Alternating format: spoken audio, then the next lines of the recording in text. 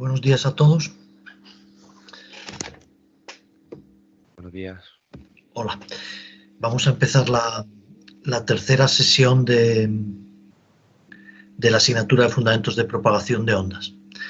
Antes de continuar, hay un asunto sobre el horario que quiero mencionar, pero bueno, lo cuento ya y después pasamos al turno de preguntas sobre la sesión anterior.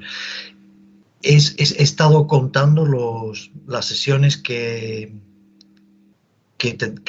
celebraríamos si usáramos solo 2 días por semana, 4 horas semanales de aquí a final de curso, teniendo en cuenta los festivos, y hay que hacer 4 horas más. Bueno, en realidad hay que hacer 5 horas más, pero vamos a hacer 4 horas más.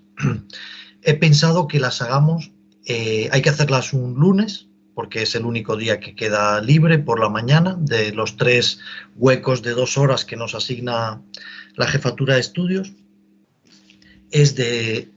Vamos a hacerlas el lunes 8 de marzo, que es el lunes próximo, y el lunes 15 de marzo. Es decir, la semana que viene y la siguiente, las 2 semanas antes no inmediatamente anteriores a la Semana Santa, pero antes de la Semana Santa, vamos a hacer los lunes de 12 y 10 a 14 horas. De 12 y 10 a 14 horas. Lunes 8, lunes 15 de marzo. Haremos la sesión, esta es la tercera, la cuarta, la quinta, sexta y la octava serán el 8 y el 15 de marzo, ¿de acuerdo? Y con eso aseguramos que ya habremos hecho las 60 o 59 horas que nos pide la jefatura de estudios. Bueno, que nos pide. En realidad lo importante es cubrir el programa y que ustedes aprendan lo más posible. Pero bueno, si se dispone de más tiempo, es mejor aprovecharlo para mejorar los conocimientos que puedan adquirir en esta asignatura. Bueno, y dicho lo cual, me gustaría que si hubiera preguntas de lo que hemos hablado, lo que hablé, en realidad solo hemos tenido una sesión de verdad de materia, la primera fue de presentación.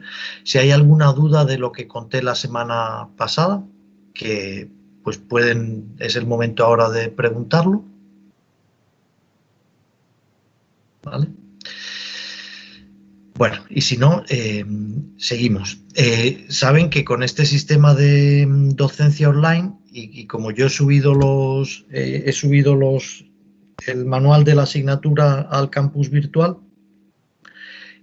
una manera de contrarrestar los efectos negativos de la enseñanza online es que ustedes lean previamente, antes de esta sesión, lean la materia de la que vamos a hablar, porque es mucho más efectivo. Es mucho más efectivo si yo contesto cosas que no están claras en el manual o que no han entendido, ¿vale? Yo recuerdo que en tercero, cuando yo estaba en tercero, además puedo decir con tranquilidad lo del siglo pasado, porque pronto hará 40 años de aquello, si no los ha hecho ya. Recuerdo que en tercero tuve un profesor que daba una parte de una asignatura, no daba toda la asignatura. Y entonces era una asignatura donde un profesor de la escuela, otro, no él, había preparado un manual y todos lo teníamos. Y entonces este señor, que todavía me acuerdo cómo se llama, porque coincidía el nombre con un político famoso que era Darío Maraval, pero no tenía nada que ver con el político, era una coincidencia, llegó a clase y nos dijo, el primer día que intervino él, dijo, miren, como tienen el manual, que yo venga a repetir lo que está escrito, la verdad es que para personas inteligentes como ustedes, nos hizo un poco la pelota, es redundante, es superfluo. Quiero convertir estas lecciones en una discusión sobre lo que hemos leído para intentar sacarle el mayor jugo posible.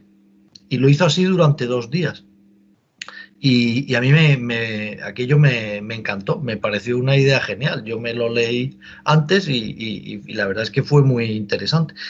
Pero se formó una comisión de compañeros míos, se formó una comisión, discutieron que a aquellos no les gustaba, estábamos acostumbrados a tomar apuntes y tomar apuntes y tomar apuntes, y fueron a hablar con el director de la cátedra, porque entonces se llamaba así, había un grupo había cátedras y dentro de las cátedras, varias cátedras formaban un grupo de cátedra y tenían como un coordinador. Y porque no teníamos la misma ley universitaria que ahora.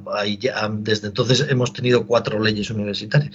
Bueno, y entonces le dijeron que no, que ese nuevo sistema no estábamos, no sé qué le dijeron, yo no estuve en esa comisión, pero el caso es que el pobre profesor Darío Maraval llegó a clase el tercer día y dijo, el cuarto día y dijo, miren, me ha dicho el catedrático coordinador que esto se ha acabado, que a dictar apuntes.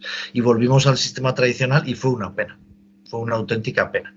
Entonces, yo les pido, por favor, que ahora hay un motivo más, que es el asunto este online, ¿no? Que yo tengo, el primer problema de la enseñanza online es que no les veo las caras. Es que cuando yo estoy en la tarima, les estoy viendo las caras y, bueno, aparte de que hay un 20% que siempre está distraído y otro 3% que está haciendo cosas que no quiero ni mencionar, tengo un feedback instantáneo de si se están enterando o no muchas veces, ¿vale? Porque a lo mejor una persona, si te fijas solo en una, no. Pero claro, cuando tienes a 20 personas delante, tienes una información estadística muy importante, ¿vale? Y aquí eso no lo tengo. No lo tengo. Entonces, la única manera de que esto pueda funcionar o una manera de hacer que esto funcione mejor es que ustedes lo lean antes. Y por eso y solo por eso he subido los apuntes al campus virtual, ¿vale? Bueno, dicho lo cual, vamos a entrar en materia. Voy a compartir la pantalla. A ver si me acuerdo cómo se hace. Aquí. Y vamos a... Voy a poner compartir la pantalla y entonces vamos a la materia de la asignatura. Vamos al índice. Bueno, el otro día conté la notación vectorial, el electromagnetismo macroscópico en el dominio del tiempo, explicar en qué condiciones regía los axiomas, porque nosotros, esta es una asignatura que empieza en las ecuaciones de Maxwell, que están aquí, el 1.9. Bien, y expliqué por qué las ecuaciones de Maxwell son nuestros axiomas, y todo empieza ahí. Lo que pasa, como les expliqué, que quiero que sepan qué sucedió para que Maxwell pudiera formular sus ecuaciones. Entonces, hoy entramos, el primer hito, digamos, importante, aunque el estudio del fenómeno eléctrico, incluso el magnético, son muy anteriores, pero digamos que el primer hito importante, el primer hito experimental serio que se hizo en relación con la teoría electromagnética, el estudio científico de la teoría electromagnética fue la ley de Coulomb, ¿vale? Vamos a la ley de Coulomb, que si no recuerdo mal está aquí. Bien. Coulomb hizo un experimento. Bueno, aquí en el manual, si se fijan, Coulomb aquí tiene 5. Esto es una nota que está a pie de página y cuenta quién era. Si entran en Wikipedia, estos datos que he puesto aquí los he sacado de Wikipedia porque en fin, puede haber errores. En Wikipedia, por supuesto, puede haber errores, pero con las fechas y los lugares de nacimiento no. Y a mí lo que me gusta es que un poco puse esto porque vieran dónde se desarrollaron estas teorías y en qué fecha, porque a veces saber las fechas nos ilustra sobre la secuencia temporal de los acontecimientos, y eso te ayuda, a mí al menos me ayuda a entender lo que pasó. Esto es segunda mitad del siglo, porque en 1750 él tenía 14 años, segunda mitad del 18, ¿vale? En la segunda mitad del 18, o sea, Francia era una de las mayores potencias del mundo, ¿vale? Bueno, ¿qué hizo Coulomb? Coulomb hizo un experimento, cogió 2 cargas puntuales, ¿vale? Y el concepto de carga puntual, ya lo explicamos el otro día, es que en un volumen, todo lo pequeño que uno quiera, en un delta de V, todo lo pequeño que uno quiera, y un delta de V es algo lo suficientemente pequeño para que todos sus puntos estén representados por el mismo vector de posición. A ver si lo dibujo en mi pantalla y lo ven.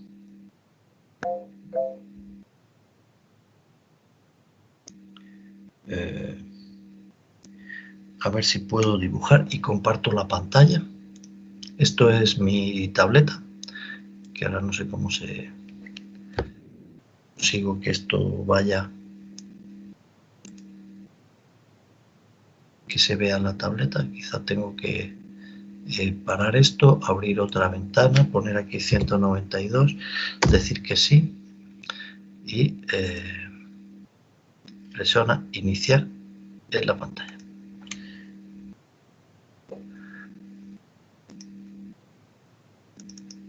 A lo mejor lo que ha caducado es este. Vamos a ver.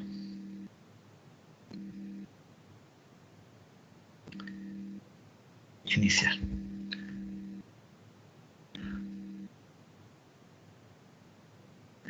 Vale. Y ahora tengo que ir a notas. Tengo que ir a las notas que están aquí. Bajo el teclado. Vale.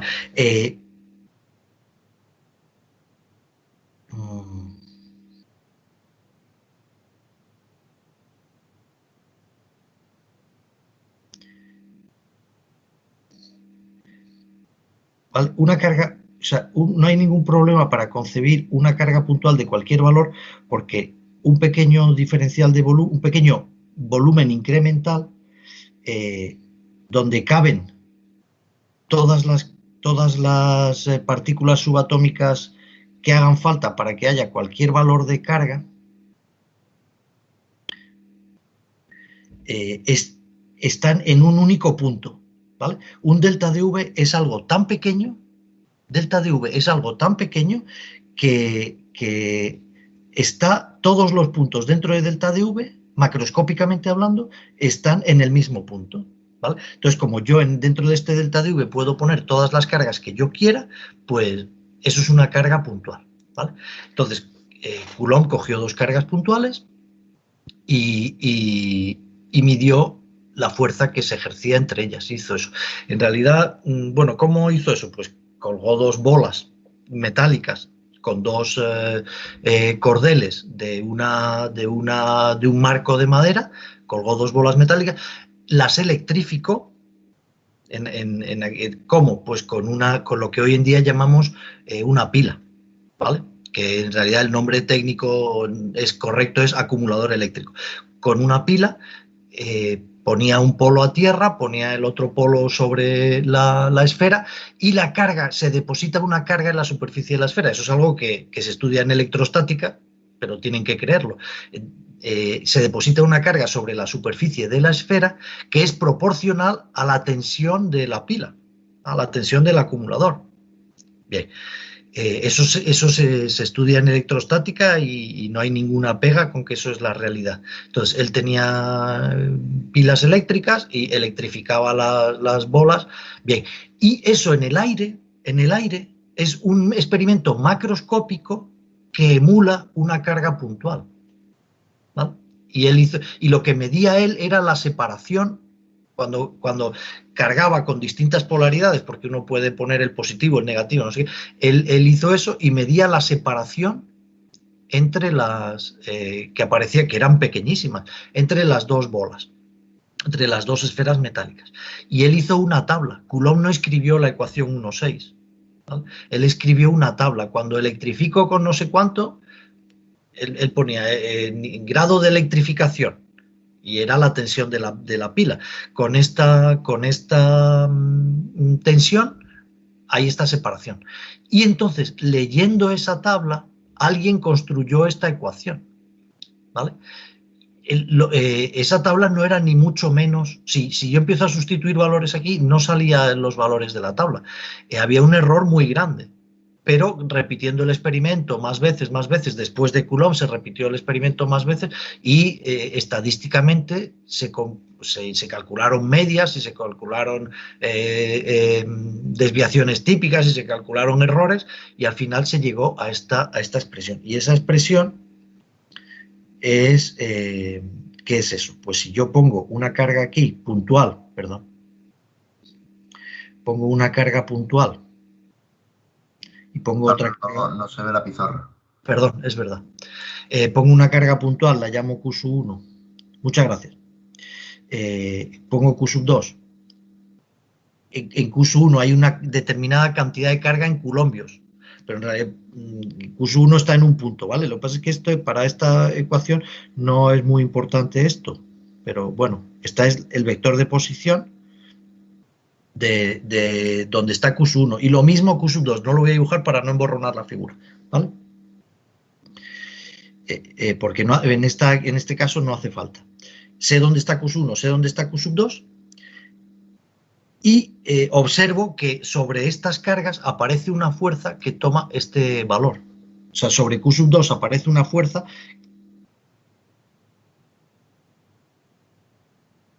Este es el eje R, R mayúscula, y esto es el vector unitario. Abro la pizarra otra vez. Es verdad, es que esto es un rollo patatero. Este es el vector unitario, R con acento circunflejo, es el vector unitario. ¿El cursor lo ven? ¿Mi cursor lo ven? Sí. Vale. Sí, R vector unitario es un vector adimensional de magnitud 1 en la dirección de la línea entre Q1 y Q2. ¿Vale? Eso es lo importante, es una de las cosas importantes. Bien, y entonces la fuerza que aparece entre estas cargas,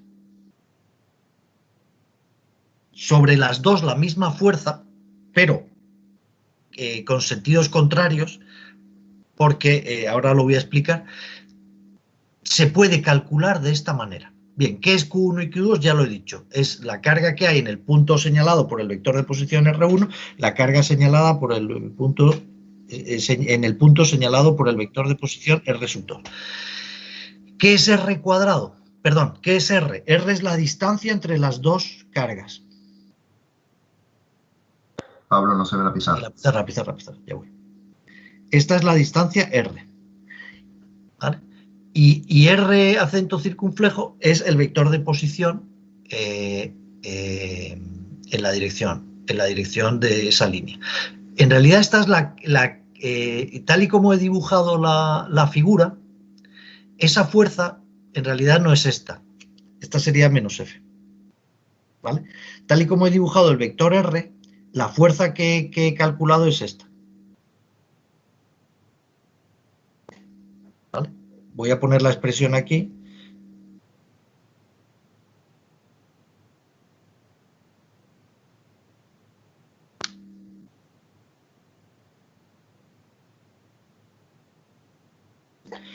Porque quizá debería haber puesto aquí F sub 2, 1, que es, cuando yo ponga dos subíndices, voy a seguir el criterio que usaron conmigo y que yo he usado, no sé si los profesores siguen usándolo, es primero la causa y luego el efecto, ¿vale?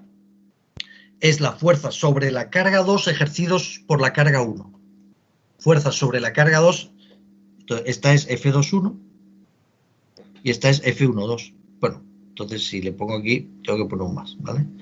Pasa que F1,2, si se fijan, es menos F2,1, ¿vale? R es esta distancia. En realidad yo podría haber dicho que R, vector unitario, vector R, es R unitario por R,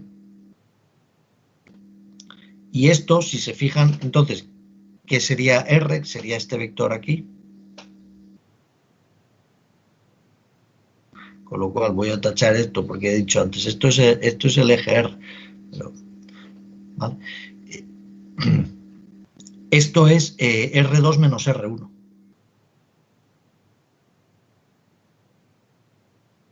Pero bueno, con esto igual les voy a liar más. ¿Vale? Bien, esto es una ley experimental. Siempre que se hace este experimento sale esto. Entonces, la importancia de esto es un modelo matemático, esta expresión de F2.1 es un modelo matemático de una realidad física y sobre la que no se ha encontrado nunca otra fuerza distinta que esa F2.1, la fuerza de Coulomb. Eso es la fuerza de Coulomb. Es la ley lo llaman la ley de la inversa del cuadrado de la distancia. Es decir, la fuerza disminuye con el cuadrado de la distancia entre las dos cargas. Si alejo una carga de otra, la fuerza es inapreciable. Para que esa fuerza sea muy intensa, las cargas tienen que estar muy cerca. Pero es que en la naturaleza, los electrones, fíjense que en realidad la ley de Coulomb resulta que sí vale localmente si tuviera un electrón y otro electrón, ¿vale?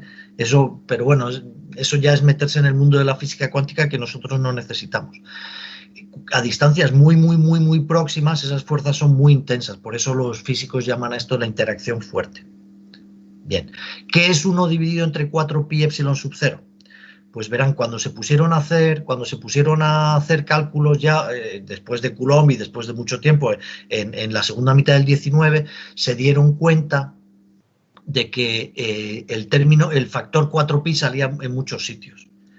Entonces, cuando crearon las unidades, porque esta ecuación no es solo la ley de Coulomb, también fija las unidades. Entonces, hemos dicho que las unidades de Q,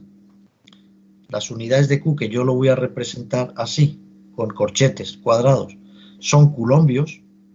Las unidades de R en el Sistema Internacional de Unidades son metros, y las unidades de F en el Sistema Internacional de Unidades son newtons. Vale. Esta fórmula no solo establece la fuerza que aparece entre dos cargas, sino que también establece los números y sus unidades. Entonces, como al principio todo esto se desconocía, cuando le dieron unidades a las cargas, luego les faltó otra cosa, más adelante, que lo iremos viendo. Y además los números que habían utilizado no eran prácticos para comparar coulombios con, bueno, y siguen siendo, coulombios con newtons, tal y como habían definido el coulombio. ¿Vale? Tal y como habían definido el coulombio, no era fácil obtener newtons. Entonces, bueno, hubo que hacer un ajuste de números y de unidades. Y ese ajuste se llamó epsilon sub 0.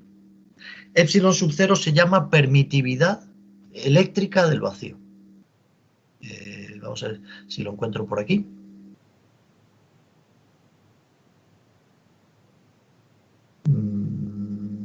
Epsilon sub 0 es una constante, que en realidad es una constante a la que se le da el nombre de permitividad eléctrica del vacío. ¿Vale? Del vacío, ¿no? Importante, del vacío. Y resulta que para que encajen las unidades tal y como se habían ido, porque lo que tenían al principio eran voltios. Las pilas que usó Coulomb utilizaban voltios para describir su magnitud, ¿vale? Al final se dieron cuenta que epsilon sub 0 tenía unidades y que esas unidades son faradio por metro. El faradio es la unidad de capacidad. Es una unidad un poco rara, choca un poco, faradio por metro. Pero bueno, luego cuando se va estudiando el electromagnetismo se va comprendiendo esto. Muy bien. Esta magnitud fuerza es de donde sale todo, porque la electricidad es un fenómeno natural que se manifiesta por la aparición de fuerzas. O sea, ¿cómo sabemos que hay un fenómeno eléctrico? Porque de repente alguien observó que había una fuerza entre objetos. Entonces, lo que hicieron fue medir fuerza, ¿vale? Intentar cuantificar esa fuerza, relacionarlo con algo, lo relacionaron con una propiedad de la materia que es la carga. En la ecuación 1.6 la carga ya no es una propiedad, ya es un objeto en sí, un concepto en sí. Ya no es solo una propiedad de la materia, de repente se ha convertido en un objeto. Fíjense que acabo de hablar de carga puntual, ¿vale? De repente Q es un objeto que se puede situar en un punto del espacio, ¿vale? Eso es una abstracción, esto es un modelo de la realidad, ¿vale? No hay cargas que yo pueda, lo que hay es partículas que tienen unas determinadas propiedades, pero nosotros para construir la teoría electromagnética convertimos esas propiedades en objetos. Bien, y a partir de ahora las consideramos objetos físicos. Bueno, la fuerza, si se fijan, es una magnitud acumulativa. Es decir, cambio las cargas que pongo en los distintos puntos y de repente cambia la fuerza.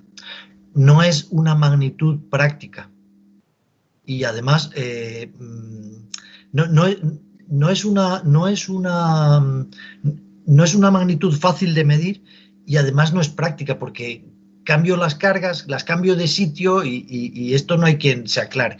Entonces, lo que permite la ley de Coulomb es generalizar el concepto de fuerza eléctrica a un nuevo concepto que es de campo. Campo, como les dije el otro día, desde el punto de vista físico, es una región del espacio donde actúan fuerzas, o sea, una región del espacio, una región, no un vector. Pero si conseguimos hacer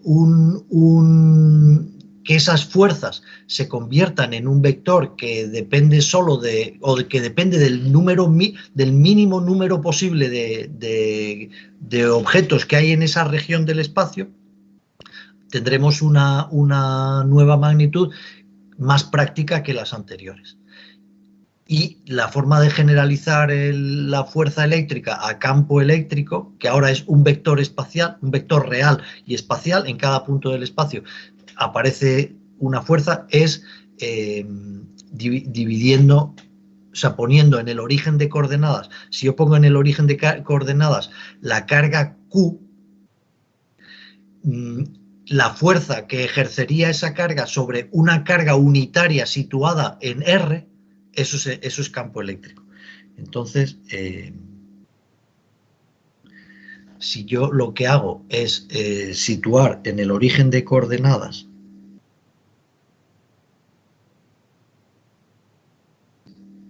sitúo una carga Q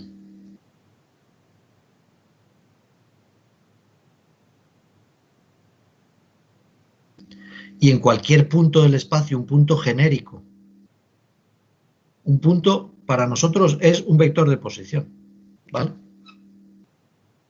Un vector de posición. Eso me da un punto del espacio una vez que he fijado un origen de coordenadas, ¿vale?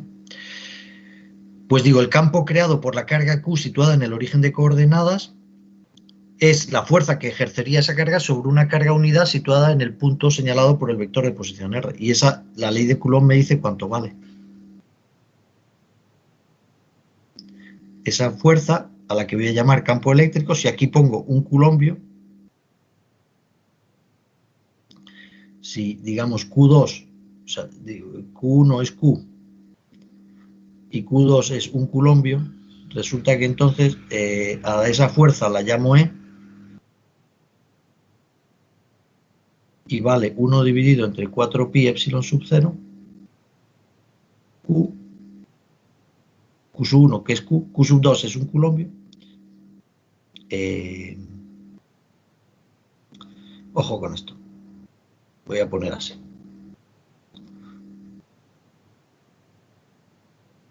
¿Y esto en qué se mide? Pues si quito Q, o sea, E es F entre un coulombio, entonces E se mide en Newton por coulombio. ¿Vale? Newton por coulombio. Esta C es mayúscula porque cuando las abreviaturas de unidades físicas vienen de nombres o apellidos de científicos, se usan letras mayúsculas. ¿Vale? Y eso es el concepto de campo. Ese es el campo creado por una carga Q en cualquier punto del espacio, ¿vale? Que es la fuerza que ejerce ese campo sobre la carga unidad. Bien, las unidades Newton por coulombio no se usan, ¿vale? Las que se usan, que son las mismas, el Newton por coulombio, en realidad es la misma unidad que voltio por metro. Y dice, ¿y eso por qué? Digo, por cómo se definió el metro y cómo se definió el voltio y cómo se definió el coulombio. Antes de Coulomb lo que tenían eran newtons. Bueno, en realidad usaban otras unidades, pero en el sistema internacional ya se sabía lo que era fuerza y lo que era masa. Y lo que era distancia, no sé por qué he dicho masa. Faltaban definir voltios y culombios. Pues decidieron que la Q que aparece en el numerador era los culombios, ¿vale?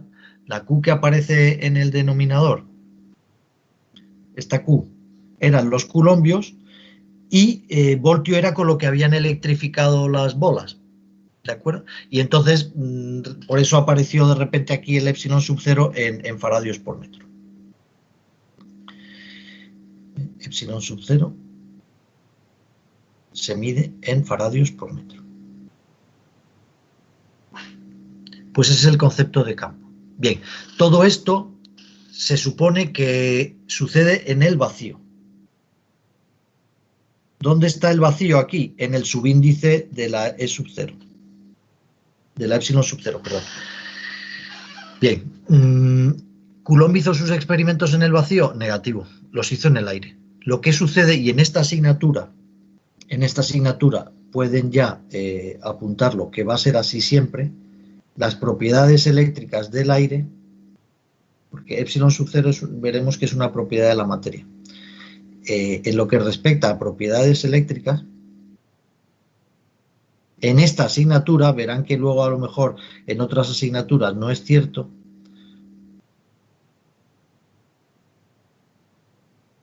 que hay veces que el SP en este empieza a escribir donde le gana, le da la gana.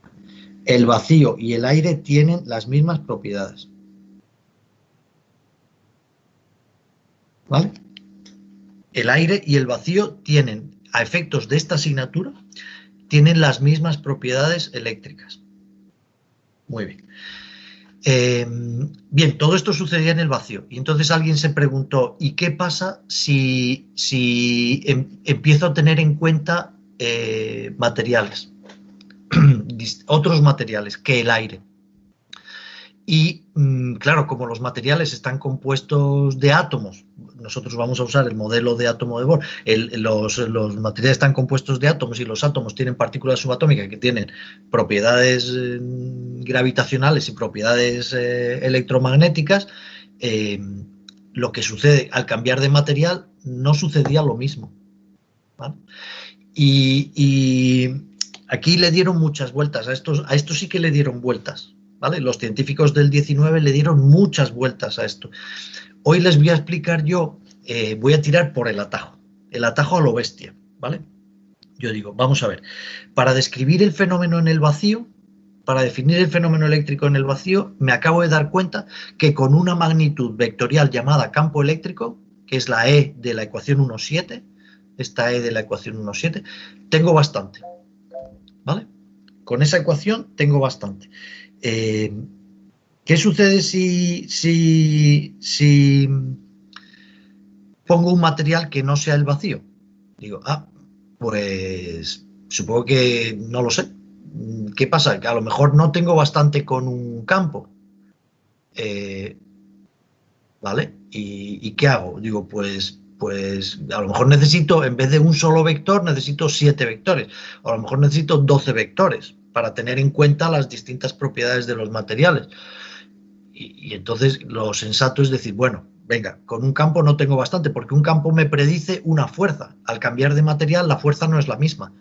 Luego ya no me sirve esa expresión. Vamos a probar ¿con qué? Pues no voy a empezar a probar con 14 vectores, voy a probar con 2 vectores. Y si la cosa funciona, pues paro, ya no necesito más. Y tuvieron suerte.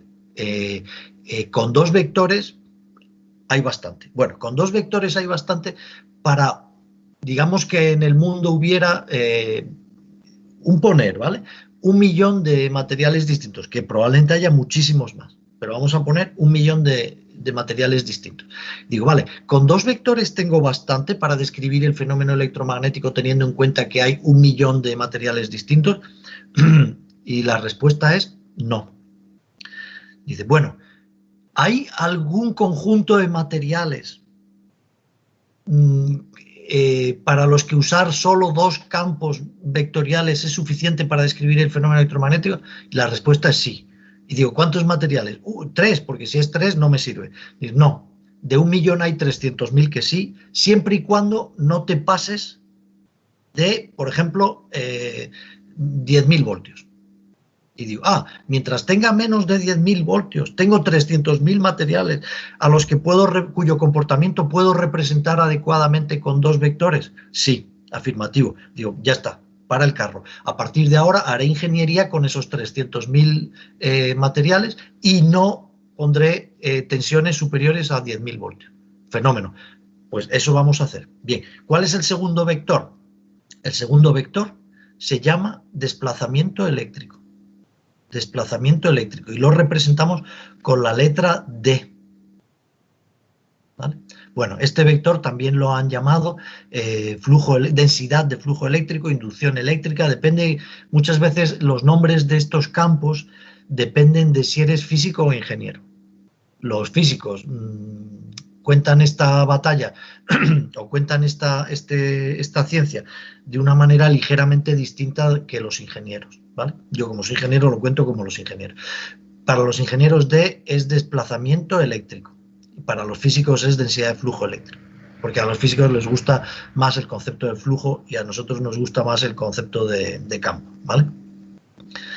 Bien, la relación entre E, el vector de campo eléctrico o vector intensidad de campo eléctrico y el vector desplazamiento eléctrico puede ser muy complicada. Cuando han intentado analizar distintos materiales han visto que la relación entre D y E es complicadísima. Son incluso hay muchos materiales que esa relación son expresiones integrales.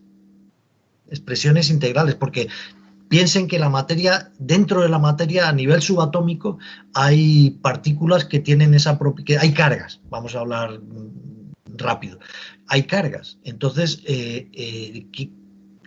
¿cómo se distribuyen esas cargas en los átomos? ¿Y qué pueden hacer? ¿Qué libertad tienen esas cargas dentro de esos átomos? La combinación de posibilidades es casi infinita. Y entonces... las expresiones para modelar eso, piensen que toda la física es un modelo de la realidad, ¿vale? Las expresiones para modelar eso pueden ser muy complicadas con las herramientas matemáticas que tenemos. Bueno, pero hay un buen conjunto de materiales que siempre y cuando no me pase, no exceda ciertos valores de E, de la tensión de la pila, la relación entre epsilon y D es muy, muy, muy sencilla. Tan sencilla como la ecuación 1,8. ¿Vale? La ecuación 1,8. Y es que D es un factor epsilon, que es una propiedad del material, que se mide también en faradios por metro, y no lo he dicho, el campo D, campo E se mide en voltios por metro, eso sí lo he dicho. El campo D se mide en coulombios por metro cuadrado, Epsilon se mide en faradios por metro, justo las mismas unidades en que se medía epsilon sub 0, y es una propiedad del material. ¿Vale?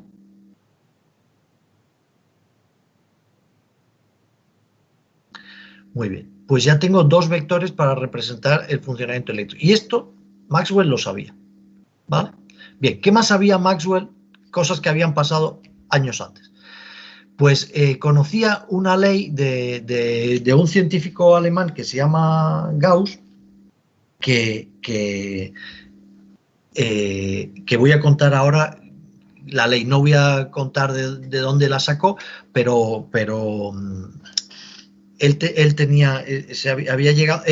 había llegado a calcular el campo de la densidad de flujo eléctrico a partir de la carga, teniendo en cuenta, independientemente del material. Bueno, esto hay que tener mucho cuidado, pero se podría decir así, pero no es exactamente cierto, pero es aparentemente cierto. Bueno, para escribir la ley de Gauss tal y como la escribimos hoy en día, tengo que definir un nuevo concepto, que se llama densidad volumétrica de carga, que lo tienen en la ecuación 1,9. Y voy a hacer un dibujo para que se entienda mejor. Me voy a fijar en una región infinitesimal del espacio, muy pequeña.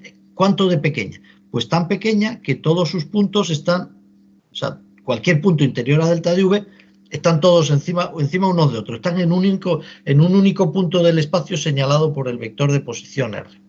¿Vale? Bueno, y ahora imagínense que yo tengo un instrumento que me permite medir la carga que hay dentro de delta de U. Y a esa carga la llamo delta de Q. Bien, y ahora yo voy a construir esta magnitud. Límite. Cuando delta de V tiende a 0, de la carga que hay en el interior de delta de V dividido entre delta de V. ¿Vale? Como esto, delta de Q es una función de punto, y delta de V también es función de punto, quiero decir, puedo ver las delta de V que hay en distintos puntos del espacio, y en cada delta de V hay un delta de Q distinto. Resulta que esto es una función de punto. Decir una función de punto es decir que depende de R, ¿vale? A esta función, que toma un valor en cada punto, ya uso la letra griega ρ minúscula, y es una función de punto. Esta función ρ la llamo densidad volumétrica de carga. ¿Por qué? Porque sus unidades son: en el numerador hay coulombios, en el denominador hay metros cúbicos. Por eso se llama densidad volumétrica de carga. Y es una derivada, porque un límite cuando delta de V tiende a 0 de algo dividido entre delta de V es la derivada. Es una especie de derivada de la carga. Pero esto es una densidad. Y esto es una cosa muy interesante porque de repente me permite ver una derivada. Fíjense que lo que les han contado en matemáticas, que era una derivada, se lo han contado 50 veces y ustedes lo tienen muy claro. Pues esto es una nueva manera de ver una derivada, ¿vale? Esto es una densidad. Una derivada es una densidad, ¿vale? Es la densidad del denominador con respecto al denominador. Bien. Matemáticamente, ρ de R es un campo escalar. ¿Por qué? Porque a cada punto del espacio le asigna un número real. Es una densidad, es un campo escalar, un campo real escalar, porque es un solo número, ¿vale? A cada punto del espacio le asigna un solo número. Si lo que hay en este numerador es delta de Q, es carga eléctrica, pues lo que me está dando esta función es dónde está la carga eléctrica en el espacio. ¿Qué carga eléctrica? La neta. Fíjense que en el interior de un volumen, por pequeño que sea, en electromagnetismo macroscópico puede haber cualquier cantidad de partículas elementales. Bien, imagínense que yo meto en delta de V, meto 1000 protones y 1000 neutrones y 1000 electrones. ¿Cuál es la carga neta? 0. Pero ¿qué pasa si yo he cogido los neutrones, los protones no los puedo cambiar? Pero ¿qué pasa si yo he cogido los electrones de conducción de los átomos que hay en delta de V y los he movido de sitio y me los he llevado? Pues en delta de V habrá una carga neta positiva. ¿Y qué pasa si he cogido electrones de conducción de otro sitio y los he metido en delta de V? Pues resultará que en delta de V hay una carga neta negativa, ¿vale? Esta ρ es la carga neta que hay en un delta de V. Bien, y una cosa que aprovecho ahora para decir aquí, volviendo a la ley de Coulomb, es que como había, fíjense que la belleza de las matemáticas, como la ley de, esto se me ha olvidado comentarlo, como hay cargas de distinta variedad, la fuerza puede ser atractiva o repulsiva, pero de todas formas el vector R unitario sigo definiéndolo como lo he definido aquí, ¿vale? ¿Cómo lo he definido aquí? El vector unitario es saliente de Q2, cuando escribo F21, es saliente de Q2 alejándose de Q1. Vale. ¿Qué pasa si las dos cargas son de la misma variedad? Si las dos cargas son de la misma variedad, como para la variedad matemáticamente usamos el signo, Q1 por Q2 es positivo. Si las dos cargas son de la misma variedad, porque si Q1 es positivo, Q2 es positivo, Q1, Q2 es positivo. Pero si Q1 es negativo y Q2 también es negativo, Q1 por Q2 es positivo. Y la fuerza también tiene dirección R. Es decir, la fuerza es repulsiva cuando las dos cargas son de la misma variedad. Y si fueran de distinta variedad, pues entonces Q1 por Q2 sería negativo y la fuerza sería atractiva. Eso es lo que se ve en la ley de Coulomb. Y fíjense, matemáticamente tiene sentido utilizar el signo de la magnitud carga para expresar la variedad, porque meto directamente, por eso hablamos de carga positiva y negativa, ¿vale? Porque a raíz de las matemáticas, no porque sea ni positiva ni negativa, sino porque se simplifican las matemáticas, ¿vale? Perdón. Bueno, ρ entonces puede ser positivo o negativo, pero es un campo escalar real. Bien, pues ¿qué encontró Coulomb? Ven, aquí está la definición. ¿Vale? Perdón, de los trabajos de Gauss y también de otro francés que se llamaba Poisson, encontraron lo que hoy llamamos la ley de Gauss en forma integral, que es la ecuación 1.11. La ley de Gauss en forma integral. Bien, ¿qué hay en el miembro izquierdo? En el miembro izquierdo hay una integral de flujo o una integral de superficie. Bueno, es una integral de flujo a través de una superficie cerrada, pero que es una integral de superficie, de flujo es siempre una integral de superficie. Dice que si yo cojo, si yo cojo una región del espacio, la llamo V, ¿vale? Voy a llamar aquí, en la ecuación 1.8 hay 1.11, perdón, he puesto S, ¿vale? Yo en clase normal, porque es mucho más fácil de escribir que lo que voy a escribir, pero en clase, cuando la superficie es cerrada, suelo utilizar la letra S en griego, sigma mayúscula.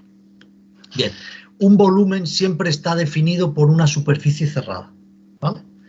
Un volumen es algo, imagínense, un volumen no tiene por qué coincidir con la forma de un objeto. Yo digo, un volumen que ocupe toda mi habitación y parte de la habitación de al lado, pues ahí hay muchas cosas, hay parte de mi habitación, el tabique de separación y parte de la habitación de al lado. O en la calle puede haber árboles, no tiene por qué coincidir con un objeto. Pero si yo digo esta región, y solo esta región, hay un límite matemático a esa región que es una superficie cerrada, ¿vale? Muy bien. ¿Qué es una integral de superficie como esta?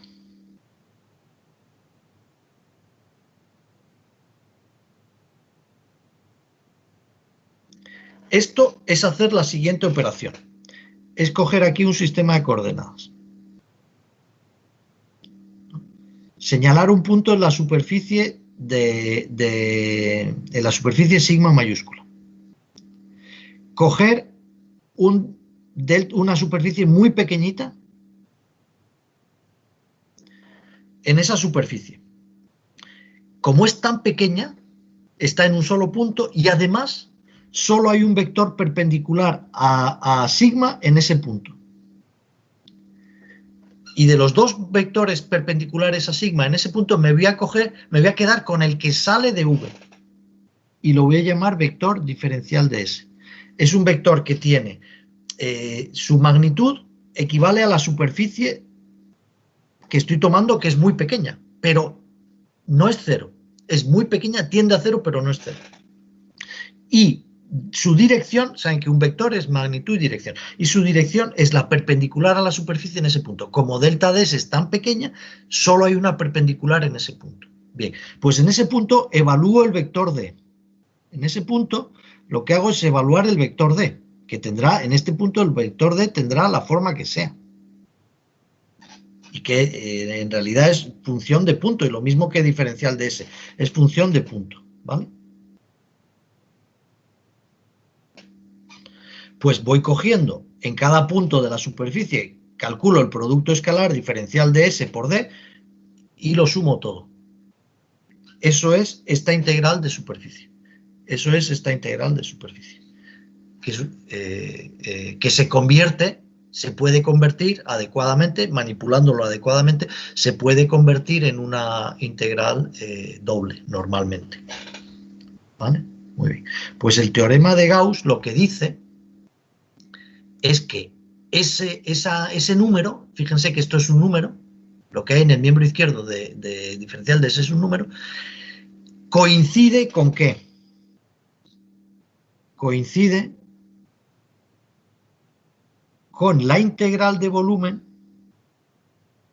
de ρ diferencial de V.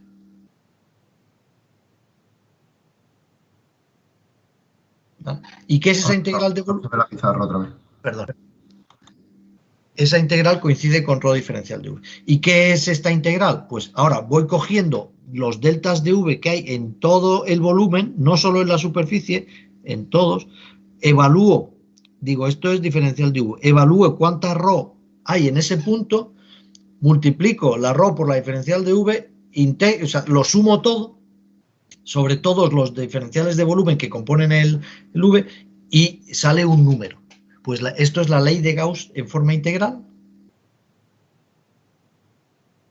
tal y como la escribimos hoy en día. Gauss no la escribió así, ni mucho menos, ¿vale?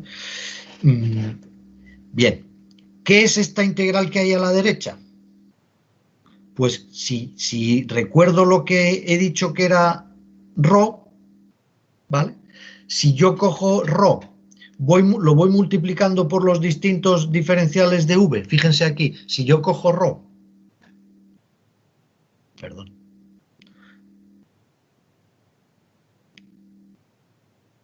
no sé cómo hago esto ahora. Si cojo esta ρ, lo voy multiplicando por los distintos diferenciales de V y los sumo todos, ¿qué me sale? Me sale la carga que hay en el interior de diferencial de V. En V, perdón. Me sale esto es la Q que hay en V. La voy a llamar Q sub V. ¿Vale?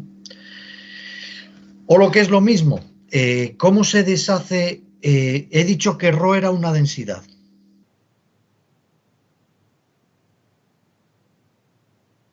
¿Cómo se deshace una densidad? Una densidad se deshace integrando en el adjetivo de la densidad.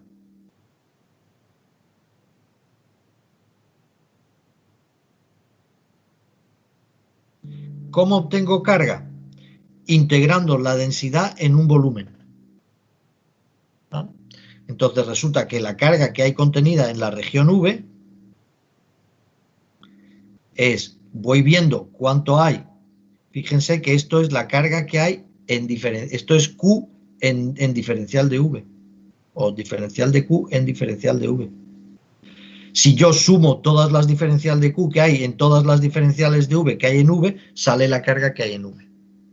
¿Vale? Bien, eso es la ley de Gauss como la escribimos hoy en día. ¿Vale?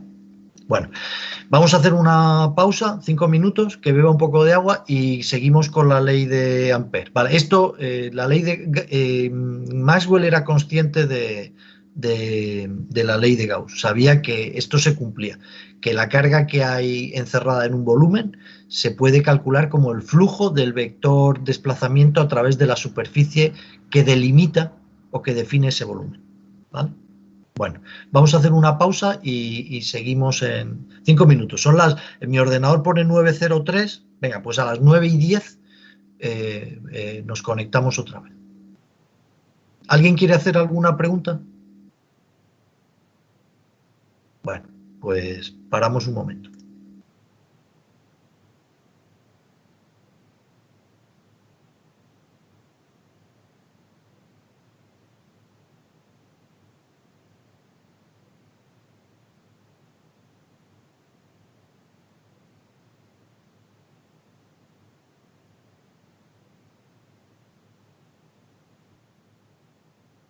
Creo que he seguido compartiendo pantalla, ¿no?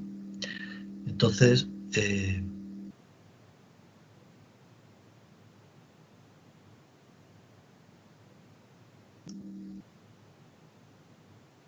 ¿pueden ver mi pantalla? Sí, se ve. Sí. Fíjense aquí, como curiosidad, aunque cuando se estudia el electromagnetismo a fondo uno comprende que no es verdad, pero aparentemente y a lo mejor no está mal pensar así. Fíjense que la expresión de que el flujo del campo D a través de una superficie cerrada es igual a la carga neta que hay en el interior. Esto es la carga, Q sub V es la carga neta que hay en el interior de la región V, ¿vale? Del volumen V. Fíjense que aquí aparentemente es independiente del material. No lo es, pero matemáticamente lo es, ¿vale? El fenómeno electromagnético es muy complicado, es muy complicado cuando uno quiere tener en cuenta distintos materiales, pero la ley de Gauss lo que me dice es que el vector D, para la obtención del vector D, solo necesito saber la carga neta, no necesito saber el material que hay dentro de la región V, ¿vale? Es una curiosidad. Aunque ya les digo que el concepto de vector D es muy complicado.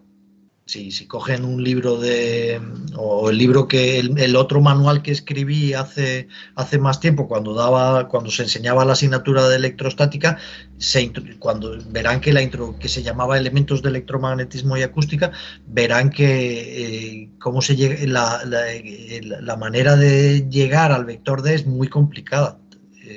Hay que tener en cuenta la polarización de la materia, pero aparentemente aquí no hay material, ¿no? El flujo del vector D a través de la superficie cerrada S es la carga que hay en su interior, la carga neta, ¿vale? Ay, que se me ha apagado la tableta. Bueno, vamos al siguiente paso, el 1.5, ley de Ampère de circuito. Llegamos a la magnetostática. Vamos a la magnetostática. El fenómeno magnético también se manifiesta por la aparición de fuerzas, y esas fuerzas, los primeros que las observaron fueron los griegos, con las piedras de una isla que se llama Magnesia, y entonces llamaron a ese fenómeno magnetismo. Más tarde, aquí con Ørsted, sobre todo, también en la primera mitad del siglo XIX, se dieron cuenta que una corriente eléctrica, cogían una pila, una resistencia, un hilo, y hacían circular una corriente por el hilo, bueno, la resistencia para no cortocircuitar la pila, ¿vale? Hacían circular corriente por el hilo y lo acercaban a un compás, que es lo que hoy en día se le llama brújula, pero el nombre correcto es compás, que es una aguja magnética. Se alteraba la aguja, ¿vale? Y se dieron cuenta de eso, y también se dieron cuenta que un campo, una corriente eléctrica aparecía una fuerza sobre otra corriente eléctrica si se ponían, dos hilos, hacías circular corriente en dos hilos y muy delgaditos, y si hacías un experimento con mucho cuidado veías que apareció una fuerza entre los hilos, con lo cual llegaron a la conclusión que una corriente tenía el mismo efecto que los imanes, ¿vale? Entonces dijeron, bueno, pues la electricidad y el magnetismo están relacionados, ¿no? Que es lo que hoy en día sabemos. Bien. Los primeros experimentos los llevaron a cabo Ørsted, Ampère y Biot-Savart, ¿vale? Bueno, normalmente en el aula cuento los detalles del experimento de cada uno, pero como hay que hacer muchos dibujos, los vamos a obviar. El resultado es un poco... Hay una dualidad muy fuerte entre el fenómeno eléctrico y el fenómeno magnético. Una dualidad significa que podemos ir reconstruyendo el segundo fenómeno, el fenómeno magnético, con las mismas técnicas del primero y con las mismas ecuaciones. Eso es una observación científica.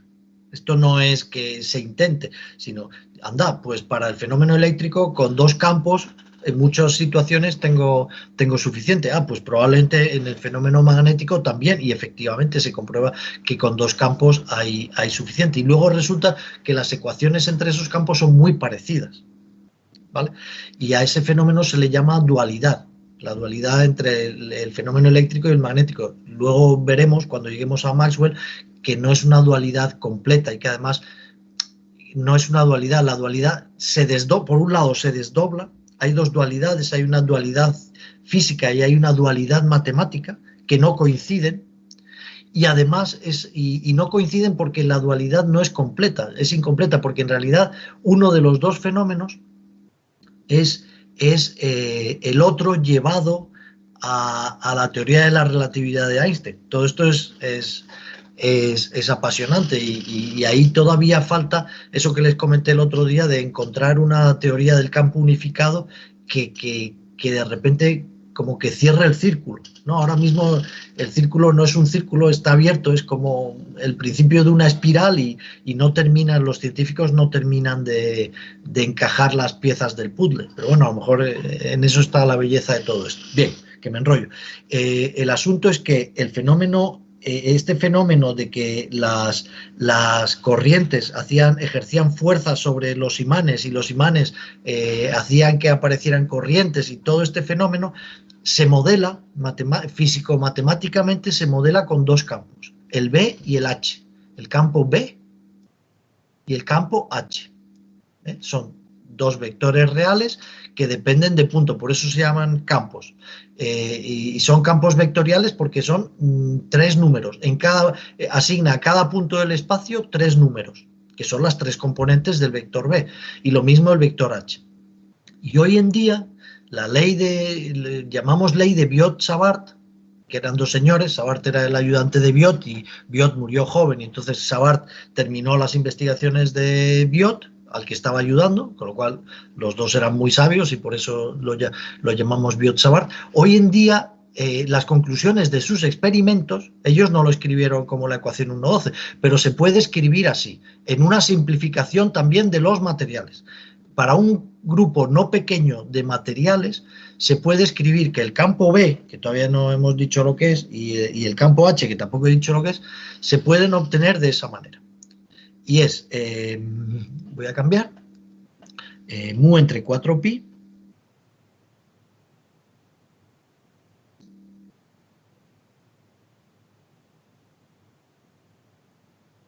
este 4pi es el mismo que aparecía en la ley de Coulomb, y ahora era una integral curvilínea, si no recuerdo mal, y diferencial de L', producto vectorial R, creo que R vector, sí, puedo poner R unitario, pero voy a poner R, y ahora de paso les explico esto, R cubo, y ya está, ¿vale? Bien, ¿qué es esto? Pues si yo tengo una corriente y esto L', y esto es B en R.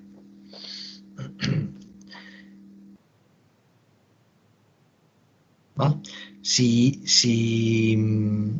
yo tengo una corriente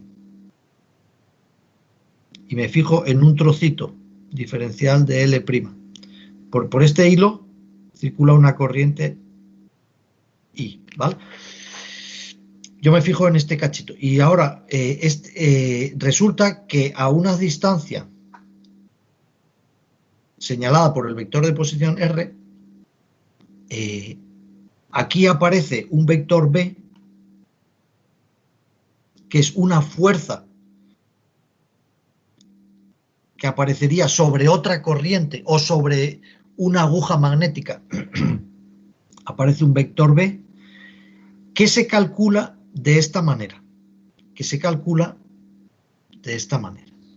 Ahí.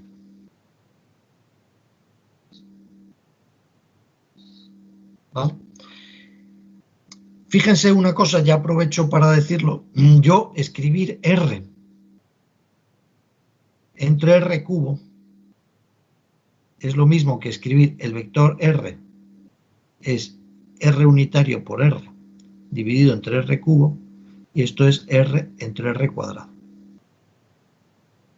¿Vale? En la ley de Coulomb usé esta expresión, pero si se fijan es la misma que esta. Y aquí he usado esta.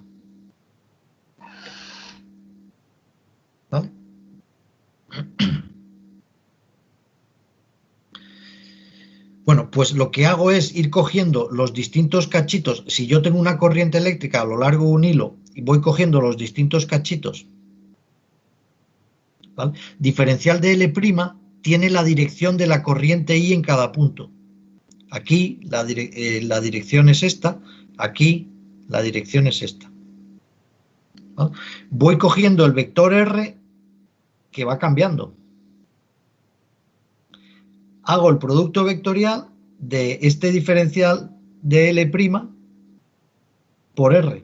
Hago este producto vectorial. ¿Vale? O si quieren, por este.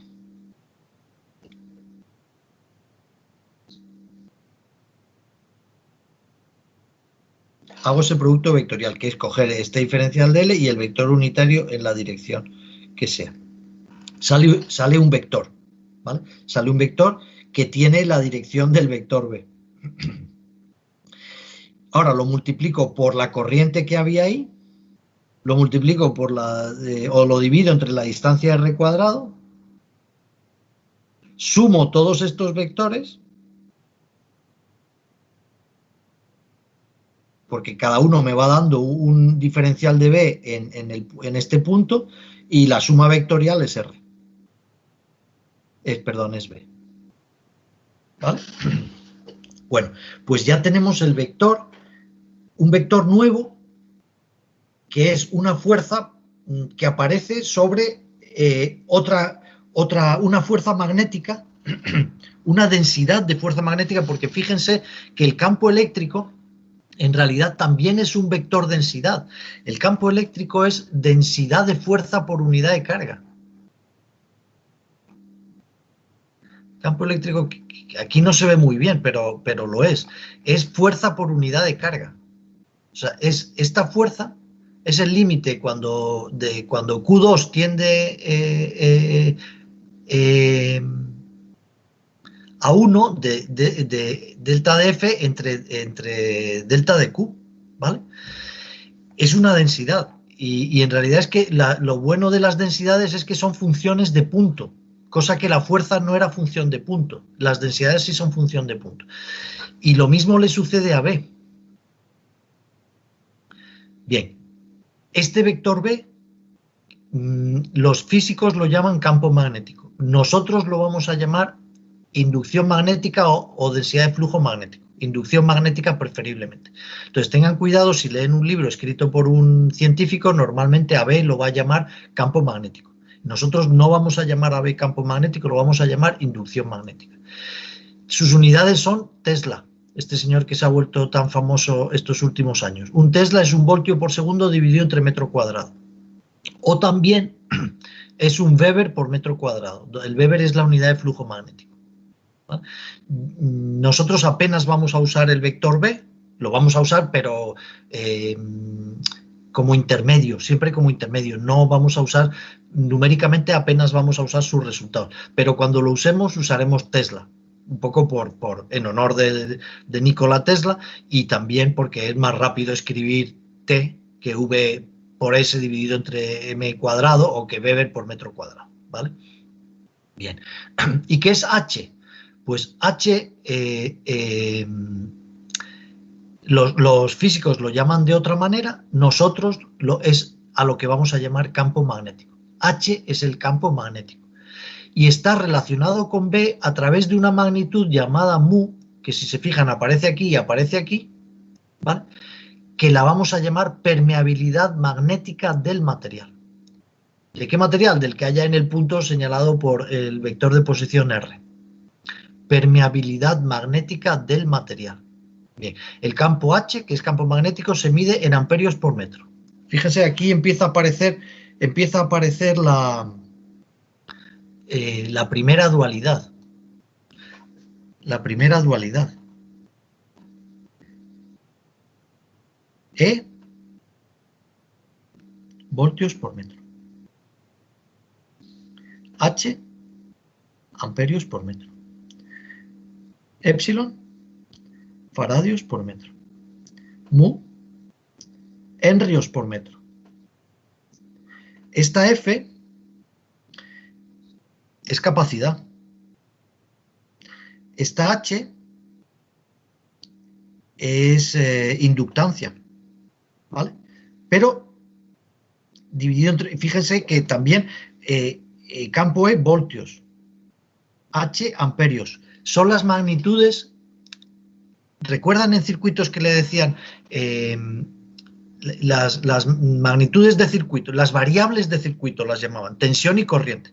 Por favor, digan siempre tensión y corriente, nunca digan voltaje e intensidad, ¿vale? Tensión y corriente.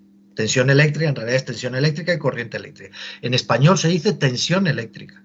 Si van a las leyes del Estado, dice reglamento de alta tensión, reglamento de media y baja tensión, no dice reglamento de alto voltaje y reglamento de bajo y medio voltaje, ¿vale?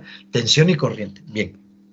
Las variables de circuito de la teoría de circuitos eran tensión y corriente. Una se medía en voltios y otra en amperios. Y las tres, voy a escribir, teoría de circuitos.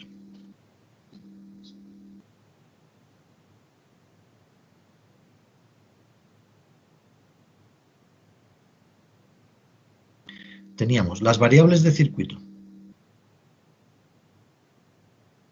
CTO, V, tensión y corriente. Esta se medía en voltios y esta en amperios. Y los tres bipolos simples de la teoría de circuitos.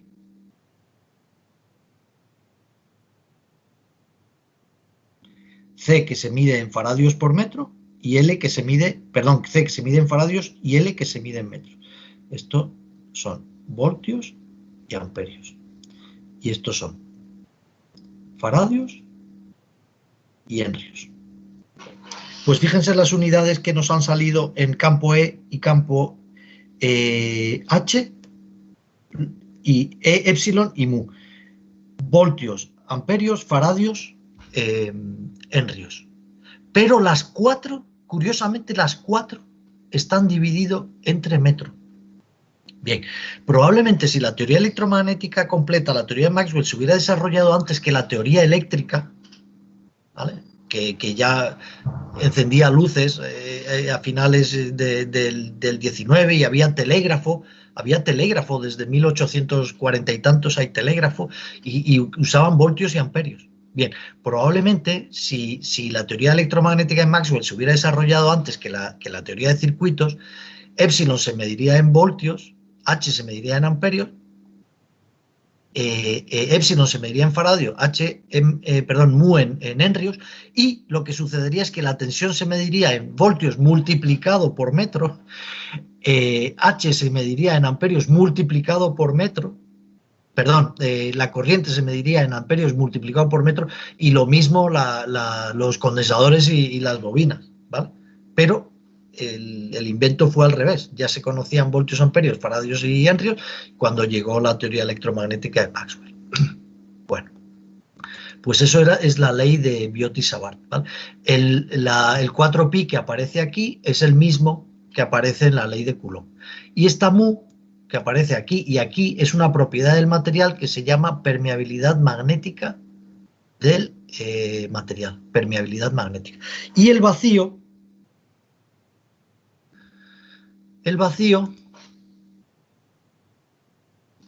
en el caso del vacío,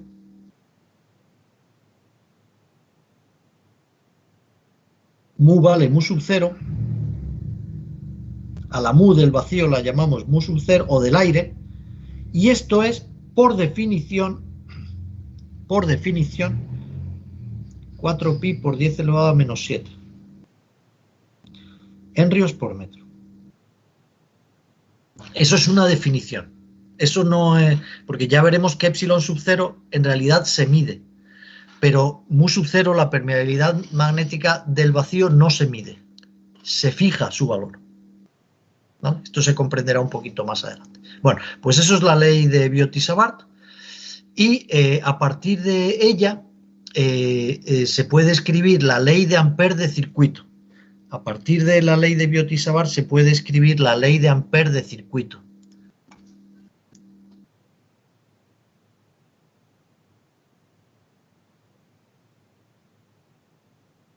Y es que yo cojo una línea cerrada, C, integro. Esto se llama matemáticamente esta operación, esto es un operador lineal que se llama circulación. Es una integral curvilínea sobre una línea cerrada. ¿Vale? Una integral curvilínea. Pablo, no se ve la pizarra. Perdón. Una integral curvilínea de un vector,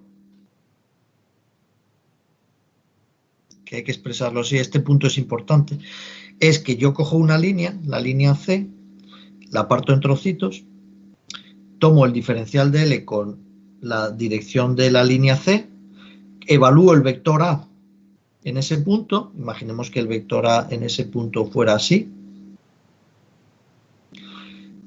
calculo el producto escalar, de A por diferencial de L y los sumo todos, ¿vale? Aquí tengo el diferencial de L, que es un vector.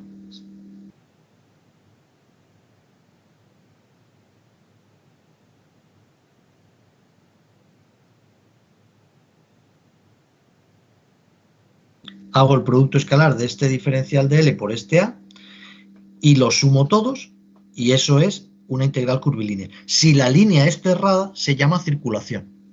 Vale. Pues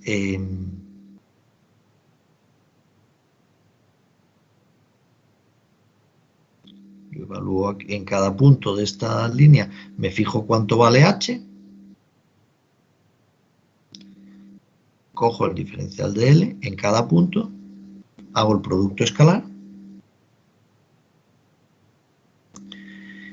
y si sumo todos esos productos escalares cada distancia infinitesimal, ¿qué me sale? Me sale una I y coincide, resulta que coincide, esa I coincide con la corriente neta abrazada por la línea C.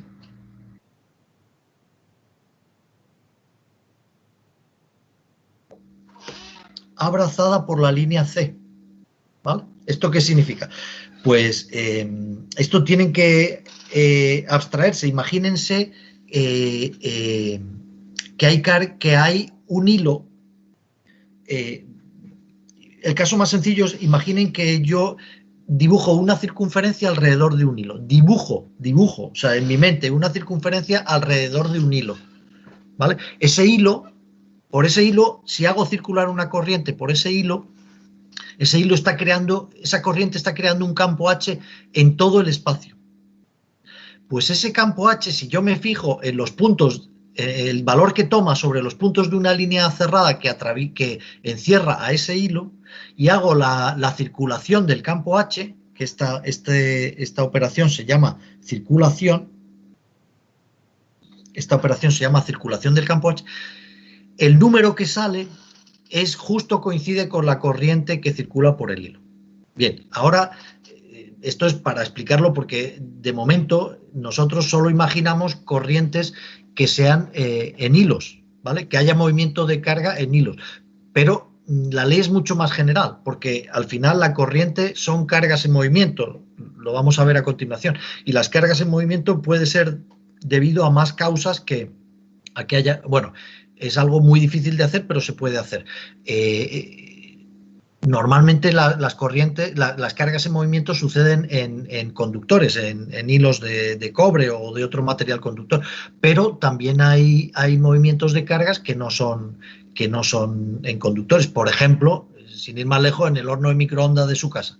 En el horno de microondas hay un montón de electrones moviéndose en el interior de un dispositivo que se llama magnetrón, y ahí no hay ningún hilo, ¿vale? Son electrones que se mueven en un plasma. Entonces, esos electrones moviéndose en un plasma definen se puede, a partir de ellos, que lo voy a hacer ahora mismo, definir una corriente como movimiento de carga, aunque no esté soportado en un hilo físico, ¿vale? Y esta ecuación que se llama, esta de aquí, que he nombrado, esta es la ley de Ampère de circuito, ¿vale? Seguiría siendo cierta. Bien, una cosa que no he dicho, las unidades de H. Las unidades de H son amperios por metro. Ah, sí lo había dicho, perdón. Lo había dicho aquí. Las unidades de H son amperios por metro. Entonces, claro, si yo multiplico, fíjense en la ecuación de circuito de Ampere, multiplico H, amperios por metro, diferencial de L, metros, y sumo, me salen amperios, sumo amperios, salen amperios. Estos son amperios. Bien, eso es la ley de Ampere de circuito. Y eso también lo sabía Maxwell, ¿vale? Bien, para continuar conviene definir una nueva magnitud, una nueva densidad. Igual que usé la densidad ρ para definir la presencia de carga neta en cualquier punto del espacio, ahora tengo que imaginar el movimiento de carga por cualquier punto del espacio. Abstrayéndome de qué soporta, de qué he tenido que disponer físicamente para que haya ese movimiento de carga. Olvídense, normalmente es un hilo, para que se mueva carga normalmente es un hilo de cobre, pero no necesariamente, como les he explicado el magnetón. Abstráiganse, sitúen carga en el espacio. Sitúen carga en el espacio. Cogen una carga en el espacio y la mueven. ¿Vale? Eso es una corriente. Una carga que se está moviendo. Carga en movimiento. Corriente. No intensidad, corriente. No necesito pensar que haya un hilo. Yo puedo imaginarme una carga que se mueve, ¿vale? Bien, ¿cómo cuantifico la carga que se mueve por el espacio? ¿Tengo alguna magnitud que me sirva para cuantificar la carga que se mueve por el espacio? Sí, señor. Y vamos a usar una densidad. ¿Por qué una densidad? Porque una densidad se convierte en un campo. Vale. Voy a fijarme en un diferencial de S muy pequeñito. ¿Vale? Un diferencial de S. Y ya hemos trabajado con diferenciales de S en la ley de Gauss. Un diferencial de S es un área y una dirección. Un diferencial de S puede tener dos direcciones. Esta y esta. ¿Vale? Me fijo en una de ellas. Y ahora, tengo que decir dónde está. Es tan pequeño que está en un único punto, señalado por el vector de posición R. Bien, ahora, para no emborronar la figura, voy a hacerlo un poco mayor. Este diferencial de S, me voy a quedar solo con uno de sus vectores diferencial de S, no con el otro. Y voy a contar la carga que atraviesa, porque alguien está moviendo carga por el espacio.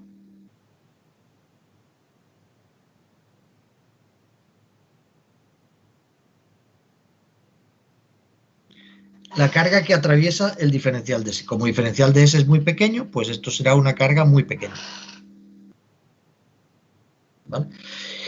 Como diferencial de S es muy pequeño, esta carga se está moviendo en una única dirección del espacio, que no tiene por qué coincidir con diferencial de S. La carga la he dibujado así, pero en realidad al ser diferencial de S tan pequeño, pues lo voy a dibujar aquí otra vez.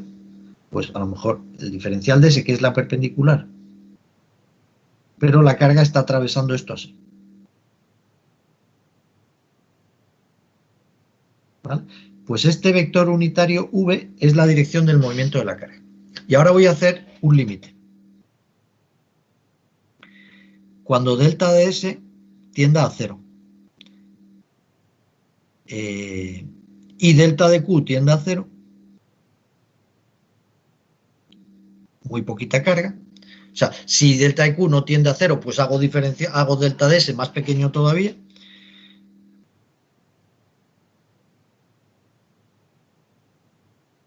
Y delta de T, perdón. Voy a poner T.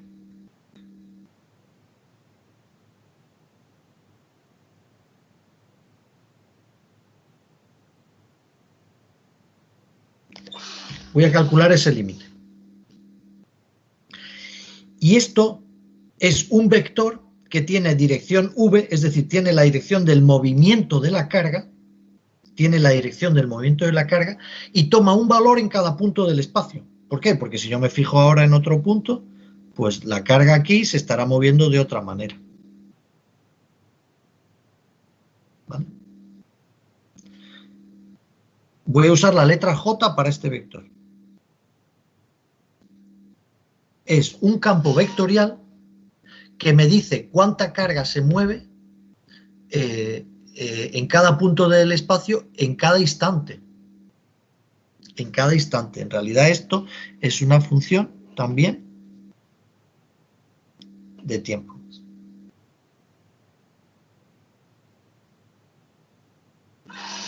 Bien, ¿qué unidades tiene?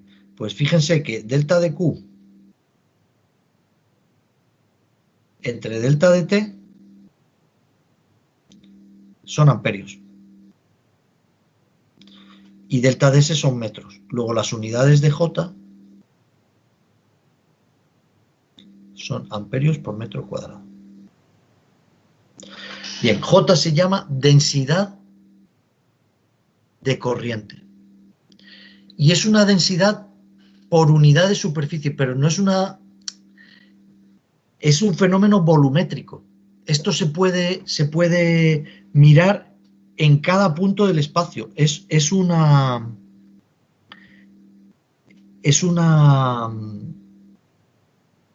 Perdón, se ha ido esto. Delta de T. Y esto es corriente, amperios.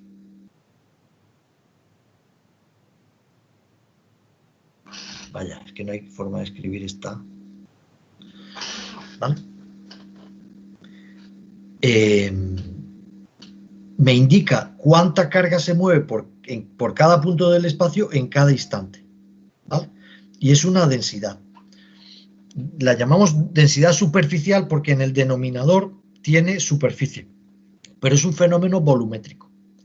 Bien, ¿cómo calculo yo ahora, cómo deshago la densidad? ¿Cómo calculo la corriente total que aparece a través de una superficie S? Porque aquí esté moviéndose carga. ¿Cómo deshago una densidad para obtener la corriente neta? Aquí en cada delta de S hay una J. En cada delta de S hay una J. ¿Cómo calculo la corriente neta? En otro delta S la J puede tener otra dirección. ¿Cómo calculo la corriente neta que atraviesa la superficie S, que ahora es una superficie abierta? Una superficie abierta está delimitada por un contorno C, ¿vale? Pues deshago las densidades que son derivadas, se deshacen integrando.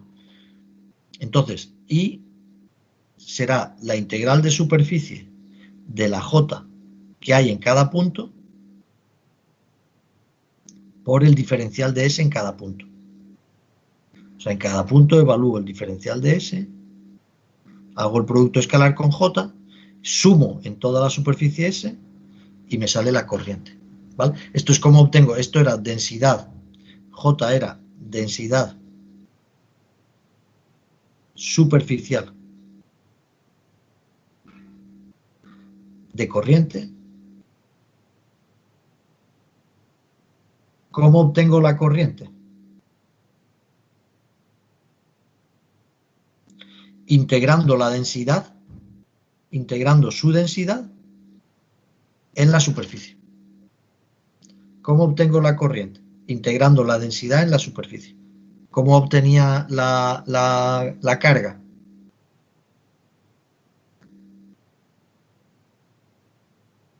Densidad, perdón, aquí. ¿Cómo obtenía la carga? Integrando la densidad en su volumen. ¿Vale? Pues lo mismo con J. Aquí lo que pasa es que la corriente es un escalar, no es un vector, ¿vale? Pero J es un vector. Desaparece el fenómeno, el carácter vectorial desaparece al hacer el producto escalar con diferencial de S. Bien, pues volviendo ahora a los apuntes de la asignatura, esto es lo que pone aquí en la ecuación 1.15. Resulta que hay la ley de circuito de Ampère, también se puede entonces escribir así, porque si esto era I, pero está I, si se fijan en la ecuación 1,13 y en la ecuación 1,15, igualan la I de 1,13 con la I de 1,15 y les sale esto que es la ley, la ecuación 16 es la ley de Ampère de circuito. Ley de Ampère de circuito. Y aquí pasa lo mismo que con la ley de Gauss, que no lo he dicho. Este diferencial de S se puede tomar, fíjense, vuelvo a la ley de Gauss aquí, una cuestión matemática, no es de rigor matemático. Este diferencial de S que he puesto aquí lo puedo tomar saliente o entrante. ¿Vale? Bien, no pasa nada. Pero si evidentemente, si lo tomo de una forma, la ecuación será así, pero si lo tomo en sentido contrario, la ecuación llevará un signo menos.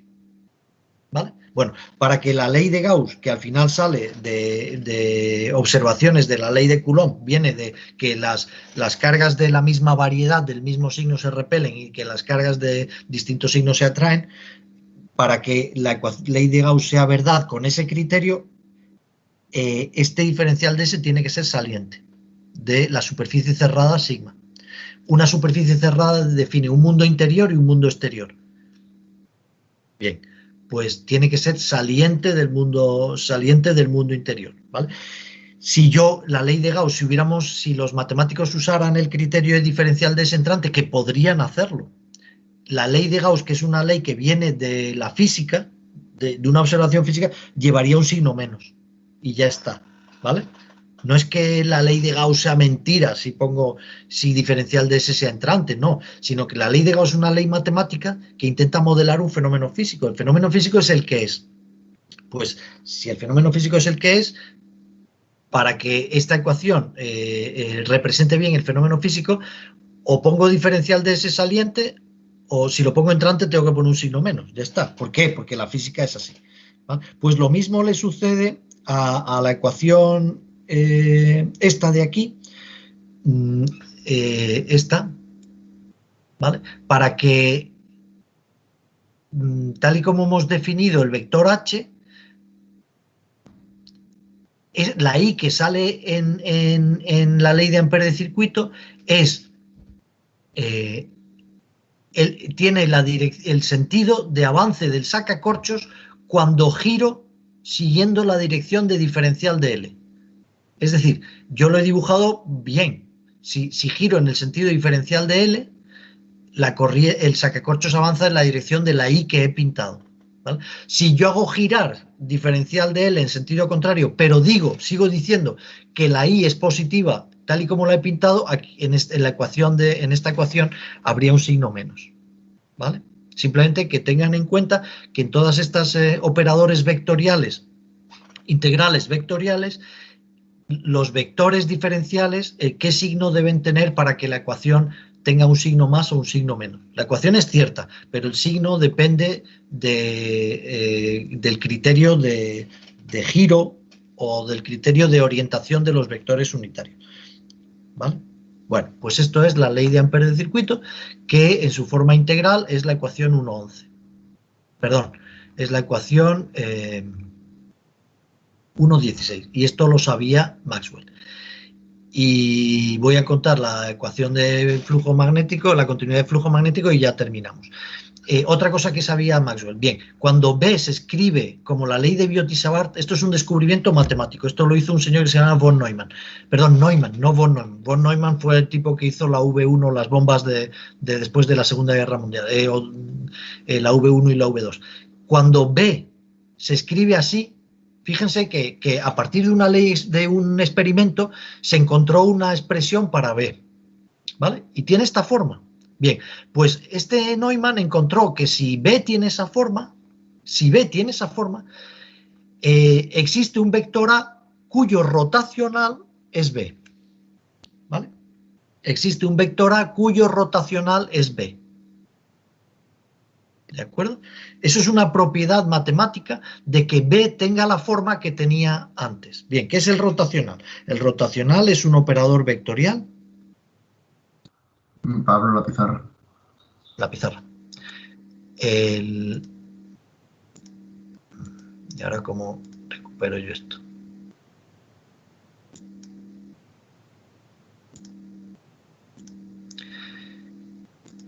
Bien, rotacional de un vector.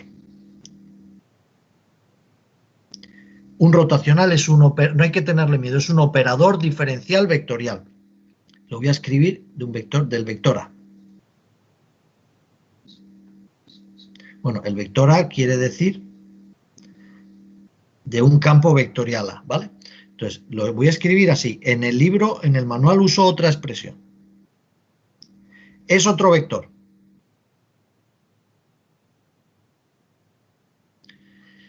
Que se obtiene derivando las componentes de A.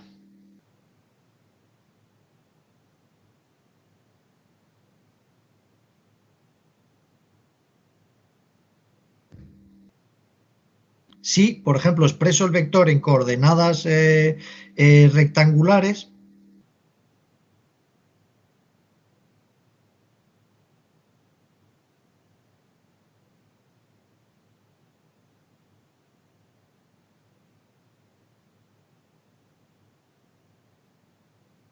no, A sub x, con respecto a y, menos derivada de A sub y con respecto a x.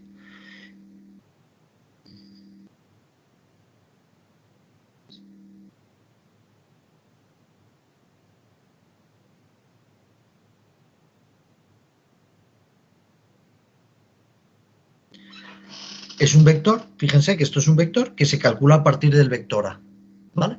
Es un vector que se calcula a partir del vector A. Como esto se puede, ojo con esto, ¿vale? Se podría, hay gente que dice, bueno, pues esto se escribe así.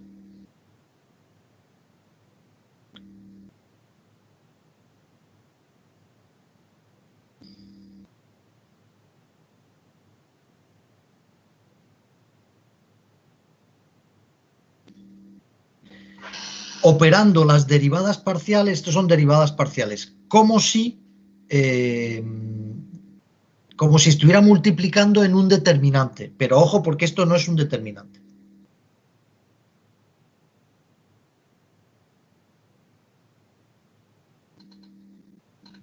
¿Vale?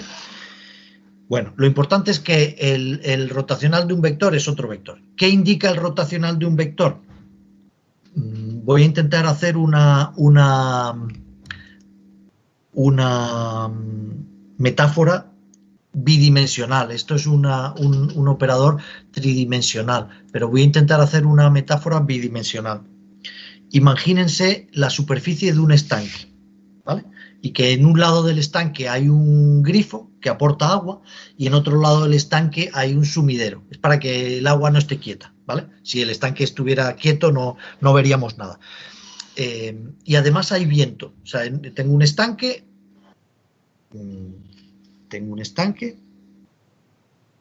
A ver cómo dibujo esto. Voy a poner mejor un tanque de agua grande. Aquí hay un grifo para que haya movimiento. Y aquí hay un sumidero.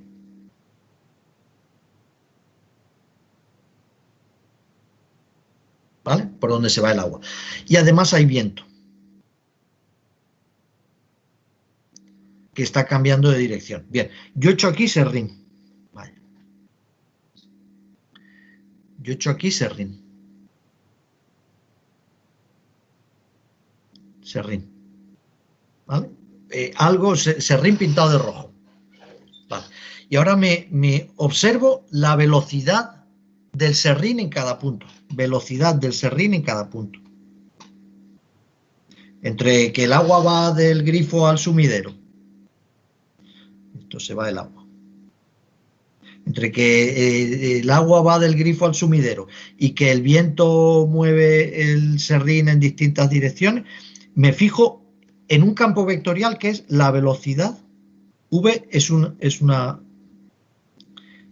un problema bidimensional porque no hay velocidad en la vertical, pero V es un campo vectorial. ¿vale? Que existe en la superficie del agua. Bueno, ¿qué sucede?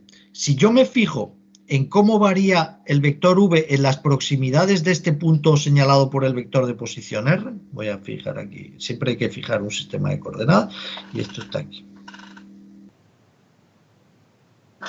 ¿Vale? Si yo veo que las partículas de serrín en este punto están girando,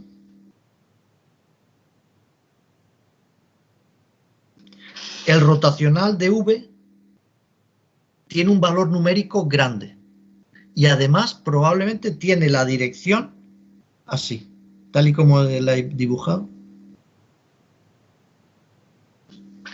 Es un vector así. Si en cambio en otro punto todas las v's son así, el rotacional prácticamente es cero. ¿Vale? Eso es el rotacional. Y ya está, ese es el significado físico del rotacional. Bien, ¿necesitamos saber este significado físico del rotacional para la asignatura? No lo necesitamos. No lo necesitamos, simplemente se lo he contado para que lo sepan. Imagínense tridimensionalmente esto. Esto es bastante más complicado. Cuando uno no es capaz de imaginarse las matemáticas, de imaginarse la situación física, fíese de las matemáticas. Neumann encontró que siempre puede encontrarse un campo A cuyo rotacional sea el campo B. ¿Y de dónde sale eso? De la forma de B, de que B es así. Cuando un campo se construye de esta manera, y esto es una observación experimental, hemos visto que cuando hay una corriente I, el campo B se calcula así, y entonces Neumann dijo, pues si el campo B se calcula así, que sepáis que siempre hay un vector A cuyo rotacional es B. ¿Vale? Esto lo sabía Maxwell. Bien, pues hay una identidad vectorial, que la contaré ya el viernes, que dice que cuando que si B se obtiene, puede obtenerse como rotacional de un campo, de un tercer campo A, el flujo a través de cualquier superficie cerrada del campo B es cero. Esto es una consecuencia, 1,18 es una consecuencia de 1,17 y 1,17 es una consecuencia de 1,12. Es decir, físicos observaron hicieron experimentos para observar cómo funciona la naturaleza o la naturaleza modificada por el hombre, y los matemáticos de repente llegaron a que el flujo del vector B es cero. ¿Vale? Que esto también lo sabía Gauss y se llama ley de Gauss del campo magnético. Hay gente que lo llama ley de Gauss del campo magnético. Aunque esta ecuación 1,18 no tiene, si no se le llama así, no tiene nombre. Es que el flujo del campo B, que hemos dicho que era inducción magnética, no era campo magnético. El flujo del campo B a través de cualquier superficie cerrada es cero. Y esto, volviendo a la interpretación de que el flujo del vector D, porque ahora vamos a la dualidad, volvemos a la dualidad. A ver dónde encuentro la dualidad.